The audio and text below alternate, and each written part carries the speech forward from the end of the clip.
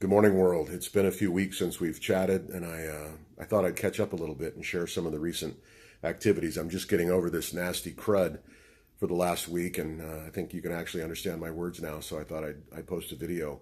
Had an incredible experience on a vacation recently and got to go do some things and see a part of the world that I had never seen before with a group of people, a small group of people. Shameless plug, Vumago.com, Antimo Cimino, local Portland guy who grew up in southern Italy. If you ever get a chance to travel with Antimo and his company, Vumago.com, you must go enjoy the difference of experiential travel over just being a tourist. It's absolutely amazing. And it comes consistent with something I'm going through right now, which is finishing an audio book, Braving the Wilderness by Brene Brown. I'd never done an audio book before. I've tried to do it, and my attention span in the vehicle or my number of phone calls I received or whatever was too distracting to really do it. But this time I got through an audio book, and I was struck by three words that weren't necessarily words from the book, but they're themes in my life right now, and they're certainly themes that run through the whole core of that book. And the first one is connectedness, talking about our actual connectedness as humans, one to another, regardless of political party, religious affiliation, sexual orientation, gender, whatever. We are connected through our humanity. And then the other two words are collaboration and cooperation.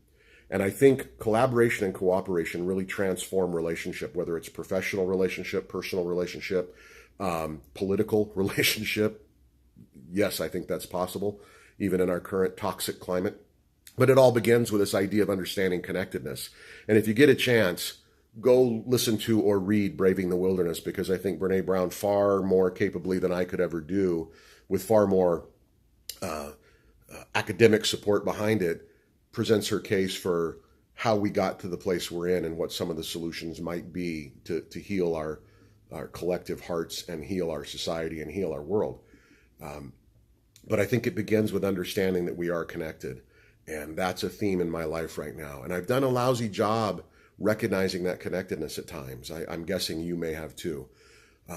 So cooperation and collaboration are really difficult to execute if we don't understand that we're connected, if we don't understand that interdependency, if we don't actually celebrate that interdependency in the way in which we understand each other. And I think that concept begins with empathy, which is something we've talked about before, understanding that we all have a story, and we come into this moment where I engage you or you engage me, or I engage the clerk at the grocery store or the server at the restaurant or whatever it is. If we can come to that encounter from the perspective of empathy, then we can begin to approach the concept of connectedness based on our humanity, our shared humanity. I believe that's a spiritual connection. I think that's a profound connection. And then when we start to understand that we're connected, we can start to practice collaboration and cooperation, personally, professionally, religiously, politically, whatever. I want to share a quote, and I'm going to read it because my memory sucks, and I'm just going to read it. It's from Brene Brown's book, and one of the comments she made. I believe in a world where we can make and share art and words that will help us find our way back to one another. Then, instead of yelling from afar and refusing to help each other when we're struggling, we'll find the courage to show up for one another. That's the connectedness of humanity that I'm talking about. And I realize I'm rambling on longer than I probably should. This is the theme that's resonating in my life right now. It's become something that I'm trying to drill down deeply into for my own personal growth, for my own edification. If that resonates with you, jump into it. Start reading, start meditating, start doing whatever it is you do to connect with the inside of who you are, and then start enjoying books like Brene Brown's writing or so many other authors. And drill into this thing about our connectedness and understand where you feel connected and why, and start to analyze where you don't feel connected, and then maybe look at the why behind that. I think when we start to do that, we start to understand what can bridge that gap of lack of connectedness when we see it. And then once we understand connectedness through empathy, we begin to practice collaboration and cooperation. And then I think our lives change, our circumstances change, our jobs change, our relationships at home and just with one another change.